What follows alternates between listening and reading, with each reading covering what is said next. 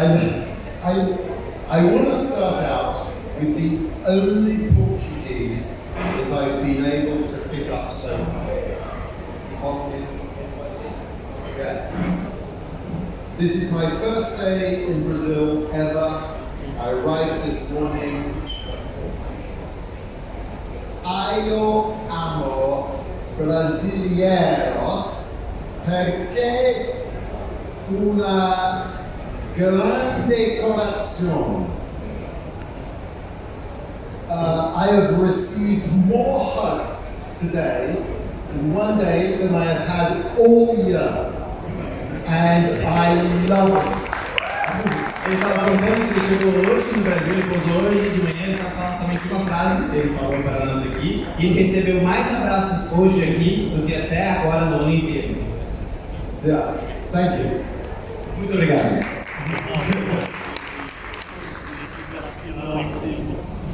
So, I am open to any questions.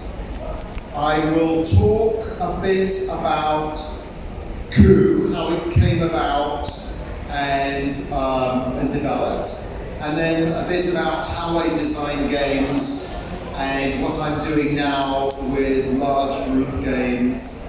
And if there are any questions, raise your hand and I'm happy to address them.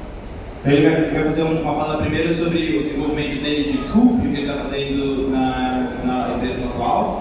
E se vocês tiverem qualquer pergunta, vocês também podem levantar a mão, mas ao final também a gente vai ter um momento para vocês fazerem. So, I first started I used to play a lot of games.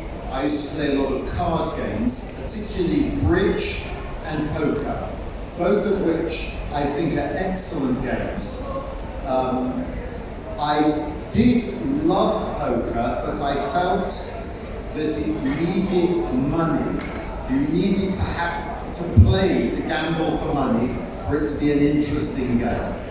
Ele joga muitos jogos, ele gosta de muitos jogos, especialmente Bridge, que é um jogo em inglês, né? É um jogo de cartas em inglês, e Poker, que a gente conhece, e que são jogos excelentes, são inclusive jogos excelentes para entender sobre jogos, e que existe uma questão no Poker, por exemplo, você precisa ter dinheiro para poder jogar Poker de verdade, assim, para estar jogando Poker, né? The trouble for me with poker was if you play it properly to win, it's actually quite a boring game because you play on the statistics and a lot of time you're folding your hand and the bluff and interesting element happens very rarely. Então, o Poker, por exemplo, ele é um jogo curioso, porque se você joga Poker de verdade para ganhar, na verdade ele é um jogo bem tedioso. Ele é bem chato, porque na maioria das vezes você vai dar fold na sua mão, você vai esconder o seu jogo e não jogar a partida. Você vai estar provavelmente jogando um jogo de estatística, então você vai jogar poucas vezes. E a parte interessante é que a parte de blefe, ela acontece pouquíssimas vezes em uma gameplay. So I also don't like gambling for money. I don't like losing money, and I don't feel when I take my friend's money that it makes me feel any good. So I tried to take, what I wanted to do was take what I thought were the interesting moments in poker and distill it into a game that had those same emotions. Então, no poker, uma coisa que ele não gosta, obviamente, é de perder dinheiro, que é um jogo de aposta, e também não se sentia bem quando ele vencia e ganhava o dinheiro dos seus amigos. Então, o que ele fez foi tentar destilar os elementos interessantes que existem no poker, né, de blefe, em um jogo novo. The problem is the stake. In other words, if you've ever played poker or bluffing games where there isn't a sense of loss, where you don't feel that emotional fear of, well, losing, then people bluff without thinking and it becomes meaningless. Existe um rápido paralelo, tem uma palavra em inglês chamada stake, que é o que está em jogo, né? É difícil traduzir a palavra exatamente, mas é aquela sensação de que tem que ter algo em jogo. E no poker, por exemplo, se você está jogando um jogo, como qualquer outro jogo de aposta, e você não tem o medo de perder, ou tem aquela sensação de perda, as pessoas acabam blefando sem sentido, não tem muito sentido o jogo, né? Tem que ter algo em jogo para que o blefe seja válido. So there were two things I wanted to, when I start designing a game, I start from the emotions and the mechanics that I want to create in the gameplay. And there were two things that I set out to do with Coup. One, making people feel worried about losing because they are going to be bored. If you get knocked out with Coup, you just have to sit there and wait. And that, when we first published it, was considered bad form for Euro games. Player elimination was considered a big no-no. And people said, well, no one is going to want to play it. Isso é uma coisa curiosa. Ele tinha duas coisas em mente, né, quando ele estava desenvolvendo o Coup, e a primeira é que as pessoas tinham que ter o medo de perder, e no Coup, quando você perde, você sai. Então, no começo, quando isso foi publicado, em jogos, e isso foi muito mal visto em jogos europeus, porque as pessoas sentiam que isso era uma coisa ruim, né, de você perder e você logo sair, que a gente chama de early eliminations, e então isso foi visto inicialmente como uma coisa negativa. The other thing I wanted to keep from poker was this idea of adding in an informational component to the statistical calculation of your choices. But I wanted to do it in a way that the maths was relatively easy. If you are a professional poker player, you count all the cards, you calculate the probabilities based on your hand and to a degree other people's actions. But that takes a relatively high level of mathematics, not very high, but thinking on. With Coup, I wanted people to very quickly have an idea of, well, what is the rough probability that someone is taking this action, or what is the probabilistic outcome. To add that analytical thought into the bluffing, as well as the fear of loss. Então, o segundo componente tinha a ver com a questão da probabilidade. No jogo de poker, você precisa de um nível alto de matemática para poder fazer as contas de estatística, né? Então, requer um nível de conhecimento alto de matemática, porque em poker a gente basicamente monta cartas.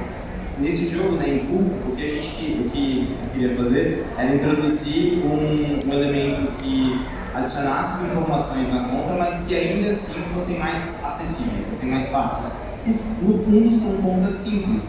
Então você consegue fazer um jogo de estatística e um jogo de blefe, onde você combina os elementos, não precisa de uma matemática tão avançada. Essa é a segunda coisa que ele adiciona no jogo.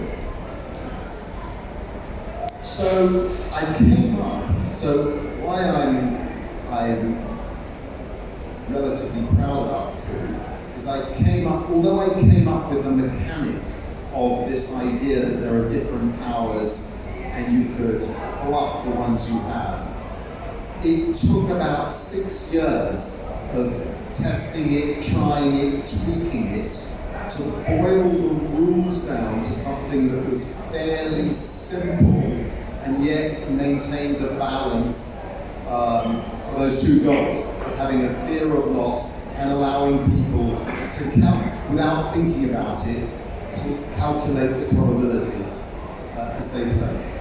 Então, no jogo de Coup tem essas questões de que as cartas têm poderes diferentes, você está blefando qual poder exatamente você tem, né, quais são as cartas que você tem, mas foram 6 anos de teste e desenvolvimento para poder pegar mecânicas que eram originalmente complicadas e ir enxugando o jogo, né, destilando o jogo para que ele ficasse um jogo direto, com regras, né, bem straightforward, né, bem direto, e que essas mecânicas fossem rapidamente aprendidas.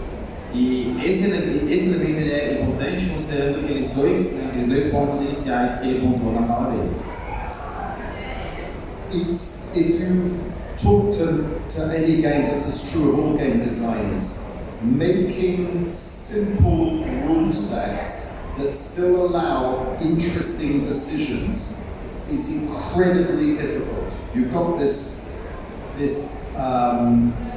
balance between making something simple, which allows people to grasp the whole versus making it boring or deterministic. And that is not easy. Então tem uma coisa que todos os game designers buscam também, que é transformar as regras do jogo em regras simples, sem perder a complexidade e a conectividade mecânica delas, né? Um dos medos, um dos perigos que se tem é quando você acaba diminuindo as regras, elas ficam simples demais. E aí isso gera um jogo enfadonho, né? Sem graça. Por outro lado, regras muito complexas geram uma barreira de tipo entrega. Então a ideia era realmente conseguir fazer uma coisa que fosse concisa, que fosse possível de aplicar. For those that know Coup, I still have a slight worry about foreign aid. Foreign aid, it's an action in Coup. Its design is to speed up the game towards the end, but it's just one extra little rule that sometimes I wonder, was it really necessary? I lost the last part. Okay. Foreign aid, for people that don't know Coup, it's going to be meaningless. Okay. But if you know Coup, the foreign aid rule is one that I still wonder should I have included it, because maybe the game would be less is better, and maybe the game would be even simpler without it. Alguém sabe a tradução dessa regra? Eu só joguei em inglês. Ajuda externa. Ajuda externa. Então tem essa ação, ajuda externa, obrigado, Aldério. E que ele fica na dúvida se essa é uma regra que deveria ter ficado, porque se a ideia é menos é mais, então talvez ter retirado essa regra deixaria o jogo ainda melhor. Essa é uma das regras que ele fica em dúvida, né? Uma das ações que ele fica em dúvida se deveria ter ficado. Okay, so that's it, and I can go on if you're interested. There are other rules over those 6 years that developed and changed, but that's constant iteration, constantly playing it and then tweaking it is how I just design social games. And for me, games are about playing people, not analysing a spreadsheet. That's just my desire. That's my type of game that I enjoy designing. I enjoy playing all sorts of games, but the ones I like designing are social games. For me, games are social activities. Bom, então ele poderia ficar falando sobre outros aspectos, mas depois a gente vai para perguntas também. Mas uma coisa importante é que, do jeito que ele desenvolve, existem muitas iterações, né, do próprio jogo, muitas versões do próprio jogo. Ele joga, rejoga, faz, refaz. E isso acaba, né, criando regras melhores, aspectos melhores do gameplay, porque ele acredita que o papel do game design, né, no caso, é criar jogos sociais. Nós jogamos jogos que têm que ser jogados por pessoas, você interage com pessoas, e não necessariamente com o jogo, né? O jogo é uma ferramenta de interação social. Isso é uma coisa que ele acredita como filosofia de game design também. Sure. Yeah?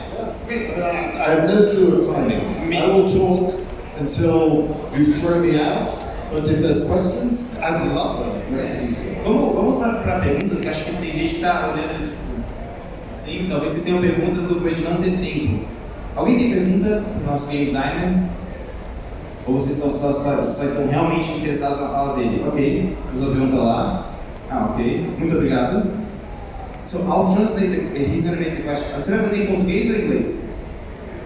Tem que traduzir para a plateia depois, pode ser? Pode ser. So he's going to answer the question in English. Hello. My friend.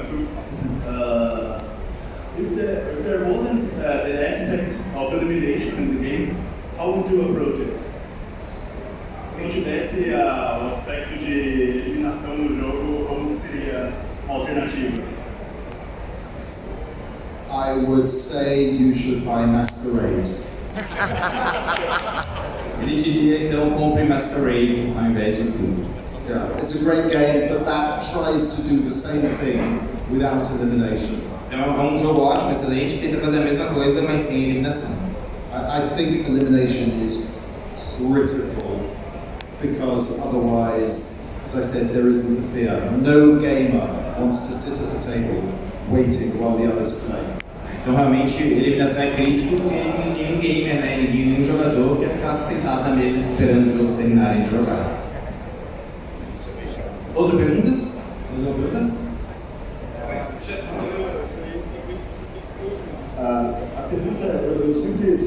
Números, um jogo que encaixa muito bem com a maneira como os brasileiros encaram o jogo de tabuleiro, essa coisa social e tal. E é uma curiosidade minha saber se ele enxerga o design dele como uma coisa que tem diferença para diferentes culturas, ou se ele enxerga como um jogo bom para qualquer cultura. Não, posso traduzir? So the game actually works great for Brazilians. It feels like it's a game for Brazilians in a way, like we play the game in a good way. But do you feel that, or when you design the game, do you design in mind to be able to play it in any cultures, or like a global experience, or are you focused on some specific cultures and levels? That is a great question. Great question. Ótima pergunta, eu sabia que essa é muito boa. Essa é muito boa.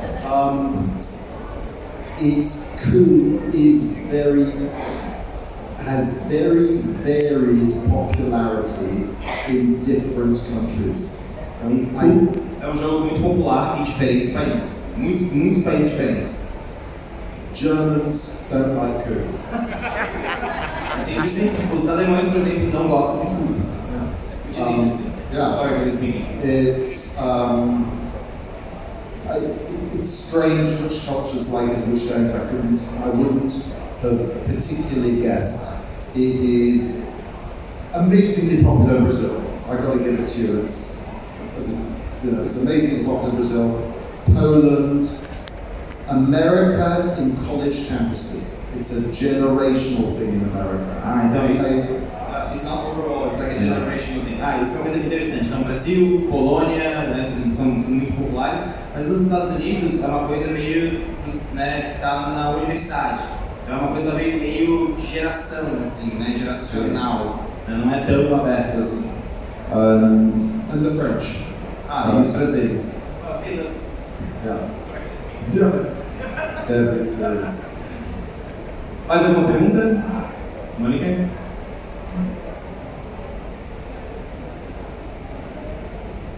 Pensando nessa mesma, a continuação desse mesmo raciocínio, como seria pensado, ou como poderia ser pensado, uma definição de público, um nicho para o jogo? Porque, mesmo uma outra resposta, falando em relação ao story, seriam pessoas que não têm esse interesse da eliminação, porque acaba sendo uma frustração por as pessoas estarem jogando, porque de repente vai deixar de fora. Mas ela se esforce para não ser, ela vai ser deixada de fora em algum momento. A partir do momento que ela se coloca ali para jogar, ela sabe que isso vai acontecer. Né? Então, como fica esse pensamento de qual é o público ou não, o que o designer precisa ter para enxergar a condição de público que vai ser aplicado no seu modo? So this is somewhat of a question that continues from the previous one. Okay. So for example, speaking about the groups where one of the players is eliminated, sometimes it's not their fault. I mean, they're playing with other people, and then things just sort of happen, and he's eliminated, so he's removed from the game, and maybe that's not something that he wants to do, obviously. But the question in truth is, what must go through your mind when you're designing in terms of public? Like, are you designing for a specific public? Are you making like chopped experiences? Are you trying to make it as global as possible? Like, as a game designer, how do you approach public reaction? I don't make games. I don't design board games and card games for a living. Yeah, that is not my profession. I am a partner in a software company. I make games because I love games, and I make games that I want to play. So I make them for myself, and I have a particular style of what I like, and I make them because I just find that's my creative output. Like some people write songs even though they're not singers, or poetry because they're not poets. It's what makes me happy. Ok. Bom, a primeira coisa é que ele não é um game designer, esse não é o trabalho dele ser game designer. Ele trabalha numa empresa de software e ele desenvolve jogos. Então, a primeira coisa é que ele faz os jogos para ele, né? Essa é a primeira coisa. Ele tem um gosto muito específico, né, de jogos e quando ele está desenvolvendo o jogo, ele está com esse tipo de pensamento, né, em mente. Ele está desenvolvendo o jogo, o tipo de jogo que ele gosta de jogar. Então, talvez seria diferente se ele fosse um game designer e trabalhasse só como game designer, né? Mas como ele pode fazer isso, ele acaba desenvolvendo o para ele. So what I do every year, I don't quite manage it every year, is I come out, either myself or my family, come out with one new game. We always print our own. So we print about 200 to 300 copies, and we go to Essen, and the whole family, my cousins, kids, pack the games and sell the games for 200 and demo the games and sell the games at Essen. And that's our annual active holiday, family holiday. Okay? Então, uma atividade que ele tem com a família dele, que todo ano, mais ou menos todo ano, a família dele pega um jogo que eles desenvolveram, imprimem 200, 300 cópias, vão para Essen, e teve uma palestra sobre Essen, já? Foi hoje, não foi? Teve uma palestra sobre Essen, e aí eles vendem esses jogos lá, a família toda, dele, o primo, sei lá, mais quem, vai lá e vende aqueles 300 jogos naquela feira. Então, essa é uma atividade que eles têm de feriadão, assim, né? A família vai vender jogo na Alemanha. If a publisher, and that's it. Yeah. If a publisher likes the game, they then license it. So there are two games. In fact, this is the first worldwide printing of my game that I produced at Essen last year, called Accuse, which is again a bluffing deduction game. And that was a game that I physically produced, sold at Essen last year, and has now been licensed, and it's coming out in France, America, and it's come out in Brazil first. So this is the first appearance. Então tem uma coisa curiosa, né? Quando eles estão na feira, eles vendem jogos, outras empresas vão até eles e buscam para licenciar esses jogos se eles gostarem. Um exemplo, por exemplo, é Accused, que está aqui no Brasil e que é a primeira impressão do mundo. Accused vai ter em outras línguas, mas a primeira impressão do mundo foi em português, né? Licenciada, foi em português e está aqui na feira. E,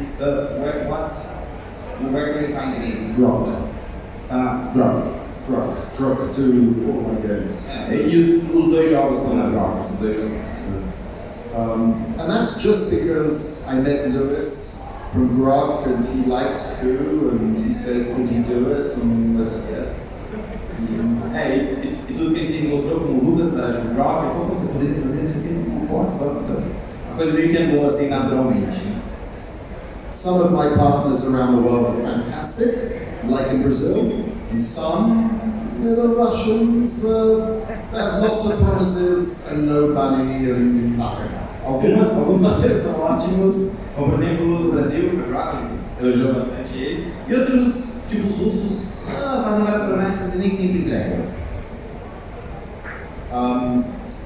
So that's. What was else? Ok, tinha uma outra pergunta. Tem uma pergunta ali? Tem uma dele. Ali e depois você. Show. Fica aí. Boa tarde. Inicialmente você lança Coop, grande sucesso, mas com o passar do tempo você chega e lança mais 2 expansões. Eu queria saber como é que é o processo criativo e o desafio de criar essas 2 expansões para crescer o jogo, o que você busca para criar essas expansões e como busca também esse sucesso, essa aceitação dessas expansões. So he asked about, so first you released Coop, and then you developed and you released 2 extra expansions. Yeah. How's the challenge, what are the good things and bad things about releasing expansions for your game? For your reaction, that's a really interesting question. Yes. É uma posição difícil, cara. Okay, the first, so there's 3 things to talk about. First was the 2 extra cards, or the 1 extra card, the Inquisitor. Então tem a primeira questão que tem as cartas extras, né? Essa primeira carta é do Inquisidor, não sei se foi traduzido assim, foi? Show? I made a mistake. I should never have done that card. Ah, ele não deveria ter feito, olha, se arrepende. I did it because the American publisher wanted a bonus card for the Kickstarter campaign. Ah, isso. Os americanos queriam uma carta bônus para Kickstarter, ele não deveria ter feito isso. I hate that Damn you, card. America. I hate it. It's too complex. It has two choice actions. It's not elegant. I wish I could tear them all up and. Essa é uma carta complicada, tem escolha, tem duas ações. Se ele pudesse, ele rasgava todas, acabava com elas, queimava na fogueira. The following year, so the first year I made Coup. I'd never done a published game before. I did it, I'd gone to Iceland, it turned out to be very popular. The next year, but I had a lot of cards left over because I did not realize that when you print cards, you need to print 1,000 of them. Então, a primeira coisa que ele foi para Essen, ele não tinha experiência, né? Ele foi para Essen com Coup, e aí uma coisa que ele percebeu que ele tinha milhares de cartas sobrando, porque ele não sabia que você tinha que imprimir 1 milhão de cartas quando você vai imprimir. Ele falou 1.000, mas 1 milhão dá para entender melhor o que ele dizer. So the next year, I thought, how can I use these extra cards and make an expansion for Coup? So the Reformation expansion was designed to do two things. One, to use up my old cards, and two, to create a sort of, the variable team element. I like the Reformation expansion. For me, I like it. It just adds, without adding more rules, it adds another layer of thinking in the game. And so I'm proud of that one, and I'm a fan of the Reformation expansion. Então essa expansão chamada Reformation, né, essa expansão, ela tinha duas coisas que ele queria fazer. Primeiro era usar essas cartas que ele tinha sobrando e dar um uso para elas, porque ele estava lá, tinha que usar. E o segundo é que, de fato, né, elas apresentam novas mecânicas e novas utilizações de cartas que por si só adicionam mais camadas narrativas, assim, não narrativas, camadas mecânicas para o jogo, e isso faz com que o jogo se torne mais complexo. O Bruno disse, ele gosta bastante dessa. The next expansion, I don't know if it's available in Brazil, is G54. Yeah, it's called sometimes Coup Rebellion. Ele não sabe se essa está disponível no Brasil, eu também. G54, Rebelião, a gente tem Rebellion, No, a gente não it's tem. not here. Não, a gente não tem. Okay, that's that was an expansion that added 20 new roles that changed the rules. So where you would play with a different set of 5 each game, and it was called Guatemala 1954 because it was set in Guatemala, where frankly all the bad characters were Americans, and so the Americans changed the theme. Isso é muito interessante. Eu vou remodelar a frase dele, tá? Mas vai ser encerrar mesmo. Nessa expansão, que é de Guatemala, em 1954, né, por isso G54, tinha um elemento interessante de que os americanos eram os vilões da história, né, nessa expansão, e obviamente, né, as publishers americanas não quiseram isso e pediram para poder mudar. Mas ele é um jogo interessante porque ele adiciona 20 cartas novas, né, que trazem novas regras e os novos sets, esqueci essa palavra, naipes, não é bem a tradução, tá? Papéis. Os novos papéis, eles acabam criando novas combinações para as novas cartas, isso dá um elemento mais complexo para o jogo. It is great, but it's slightly different. The challenge of G54, Guatemala 54, is trying to assess the different relative values of the 5 roles. So that's a different sort of approach to the game. It doesn't have the elegance of the simple coup, and like a lot of great games, I personally always like the base games, and I very rarely play expansions many times, because if a game works at a base level, I tend to find that gives me the bit I need. Então uma coisa interessante é que Esse jogo, né, de Guatemala 1954, ele tem um elemento de estratégia onde o que você está tentando fazer é adivinhar, entender quais são os valores agregados ali a cada um daqueles jogos e aos nossos papéis, né, o que gera um tipo de jogo diferente, e essas camadas adicionais não necessariamente são coisas que ele gosta, por exemplo.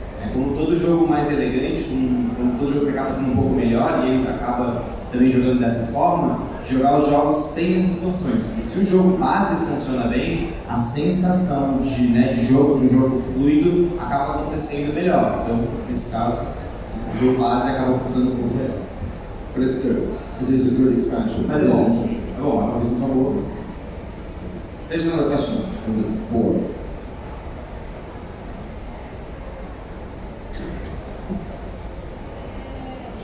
Você já pensou em fazer uma expansão para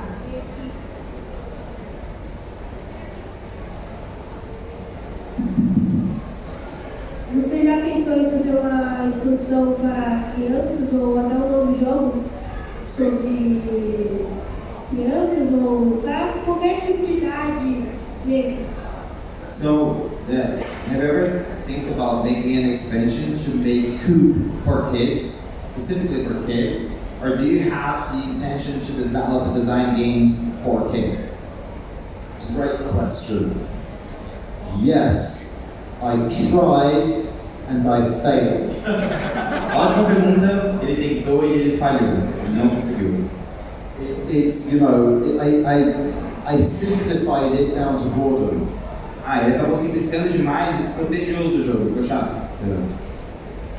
So, sometimes you just have to accept it is, just like I accept some people don't like Coop, they just don't like it, and that's fine. Algumas vezes a gente tem que aceitar isso, né? De que às vezes o jogo não é para todo mundo, ou às vezes algumas pessoas não gostam do jogo e é isso aí, acontece. My latest challenge, changing the subject a bit, what I'm working on now, and I have a colleague in here that I'm not going to embarrass, is games for large groups. What I love about games is how it breaks down the barriers. So you can play a game with a stranger, and you will get up from the table being friends. Então, o desafio atual dele, e tem uma pessoa que na plateia que não vai apontar quem é para não deixar essa pessoa desconfortável, mas que está desenvolvendo com essa pessoa regras ou um jogo novo para poder jogar com grupos grandes, né, com muita gente. Porque uma coisa legal do jogo do board game é que você senta com uma pessoa, e às vezes você termina com ela, né, você termina a partida com aquela pessoa e vocês são amigos, e antes vocês eram completos estranhos um do outro, né? Mas uma experiência muito única. And so my goal is to create games now for between, should we say, 10 to 100 people, to all play together, so that you might be at a party or a family gathering or a youth group or whatever, a corporate gathering, and I want to somehow give people that same experience of being able to participate in a shared experience, play a game, and get to know people, but in a large group. That's my goal.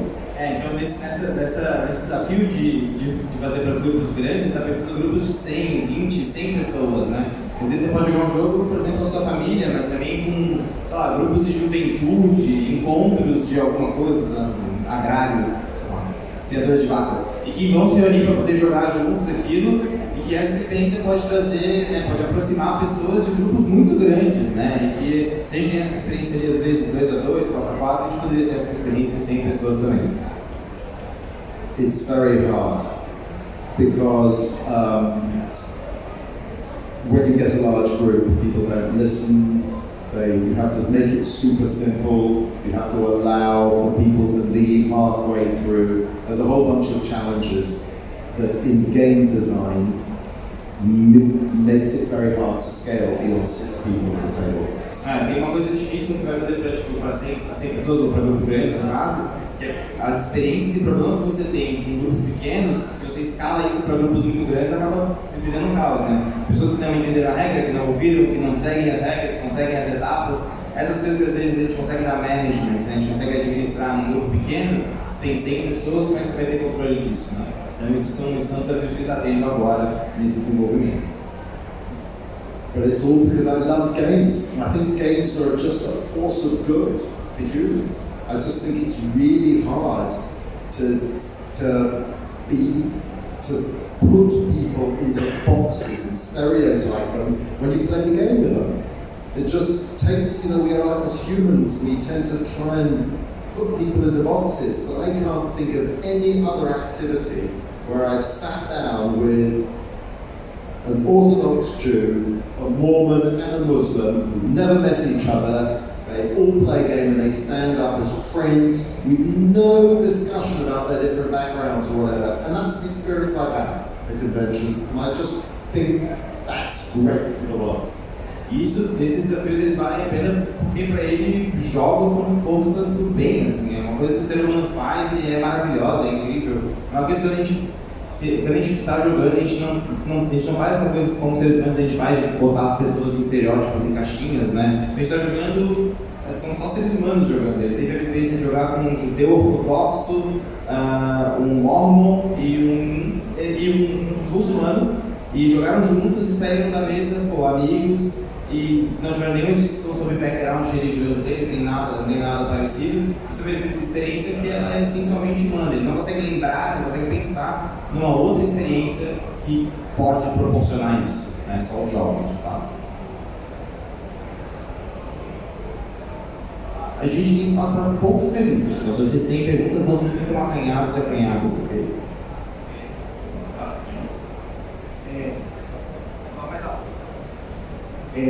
Sim, uma das coisas que eu acho que deixa o clube muito legal de jogar é o Leaf, né? E eu queria, assim, você falou um pouco, mas eu queria entender mais como essa mecânica pode ser mais explorada, o que faz um bom jogo de Leaf, sabe? Como esse elemento contribui. So one of the elements that we have in Coop is extremely important is bluffing. So how can we develop a good game of bluffing, or how can bluff benefit game design, or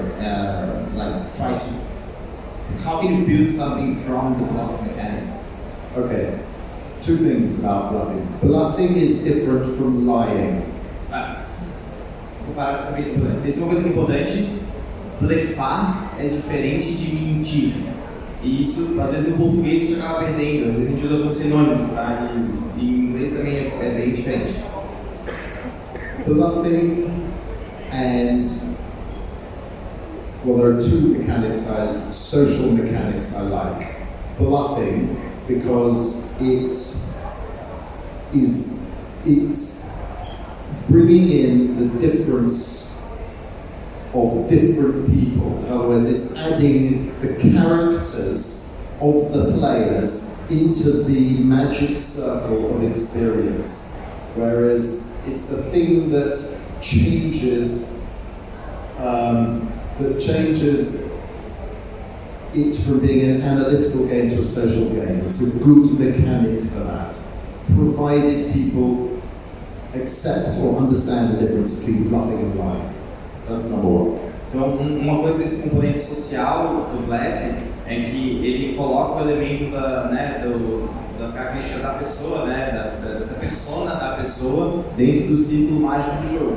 É isso que transforma o jogo em um jogo que seria puramente estatística, em um jogo que existe um elemento pessoal. No caso, a pessoa precisa blefar, ela não está mentindo, ela precisa blefar para que o elemento social, no caso, ocorra.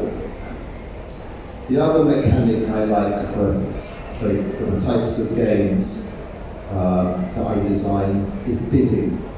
I think bidding is a fabulous mechanic for two reasons. One, it's something everyone understands and creates an emotion. And two, it's fabulous for leveling imbalance in games. In effect, you're passing over the question of imbalance to the players to let them sort out the balance. So both of those two are mechanics I'm very fond of. Então, uma coisa interessante dessa segunda mecânica é que a gente chama de bidding, a gente chamaria de aposta ou de lance, né? É quando você bota o lance de quando você vai apostar, ou enfim, você está colocando ali naquela sequência. Isso também trabalha o elemento, além do elemento social de diálogo, ele adiciona um elemento de balanceamento ou desbalanceamento no jogo. Porque quem tem que dar management, quem tem que administrar aquilo são os próprios jogadores. Não existe um elemento de regra que vai determinar o que os jogadores vão ter que fazer com aquilo. Então isso cria nos jogadores também uma necessidade de balanceamento deles, da própria mesa social, né? Both of the two new games that came out today at Grok have bluffing and slightly different uses of bluffing in them. Accuse is bluffing with a deduction, a murder mystery deduction attached. And I think it's called Infiltrado here, and it's called Chameleon in America. It has bluffing within a hidden traitor role. Both, and that is my wife's favourite game. Então tem esses dois jogos que saíram hoje aqui no Brasil. Accused, ele é um murder mystery, né? Ele é um jogo de assassinato mistério, onde você tem que usar os seus poderes de dedução e blefe para poder jogar. Então ele é um blefe com um twist, né? Enquanto que o segundo jogo, que o nome é Chameleon, originalmente aqui ficou Infiltrado, você tem que descobrir quem é o traidor dentro dessa arena de jogadores. E curiosamente é o jogo preferido da esposa dele. Está finalizando. Mais uma pergunta. One more question? Lá atrás. I could go on talking forever if people are going to sit here. Bom, primeiramente, eu sou o Hugo, pego 3 moedas. E qual o personagem que você prefere jogar no final da partida, assim, qual você prefere estar com ele para deixar a partida? Essa é a ideia. A sua experiência, né? Qual são os melhores personagens para finalizar o... Tá, então quais são os melhores para finalizar e para começar? Para finalizar. Tá. So, in your opinion, what's the best characters or roles to finish the game with? Oh, for coup. For coup, yes. Yeah. Well, of course, it depends on what you think everyone else has. But I think it's really important to keep an ambassador. I find the ambassador is an undervalued card because it allows you an escape route. Every other card, if you guessed wrong or calculated wrong, is a dead end. The ambassador always allows you an escape route. So, or of course, a Contessa is often a winning move because it's so unexpected if your last card is a Contessa. But that depends on how you've watched the game to that point. Part of what makes Coup balanced is there is no OP card. It's all dependent on the metagame that happened up to that time, and so for me the strategy is engineering what your last card is halfway through the game. Tá, então eu vou reestruturar a frase dele, tá? Então, a primeira coisa que depende muito de como foi o metagame, como foi o jogo até aquele momento, né, naturalmente. É importante observar isso, e principalmente na metade final do jogo, tu conseguir trabalhar a ordem das cartas para você ter um controle maior sobre qual é a última carta. E ele fala de 2 cartas importantes, né? O Ambassador, que acho que ficou como embaixador aqui, isso, certo? Ele permite uma rota de fuga, uma rota de saída, principalmente se você errou as contas de tipo estatístico, se você deduziu errado o que tem na mão dos outros jogadores. Então ele acredita que essa é uma carta pouco valorizada por jogadores. Ele acha que essa é uma carta interessante. E a Condessa fechou? E a Condessa, é claro, se você consegue botar ela como uma última carta, às vezes ela surpreende os jogadores assim, te dá uma vitória surpreendente, mas claro, depende muito mesmo de como que o jogo andou até aquele momento. E ele sugere, na metade final do jogo, tu tentar realmente equilibrar para colocar se você tenha controle sobre as últimas cartas do jogo. Acho que tá. Fechou?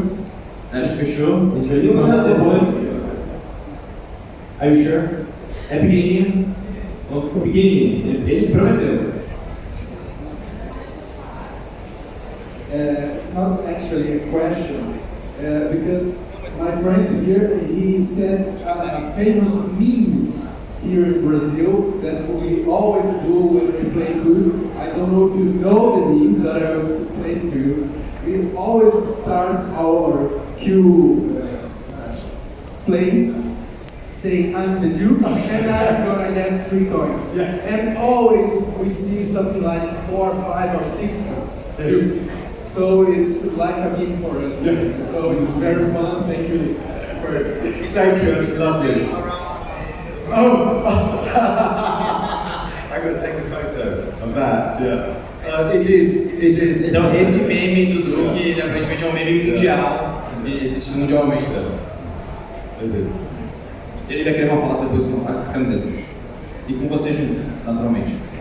Gente, muito obrigado. Queria uma salva de palmas. Thank you very much for being here. Hope you enjoyed the Zoom. Thank you, everyone. Thank you for playing. It gives me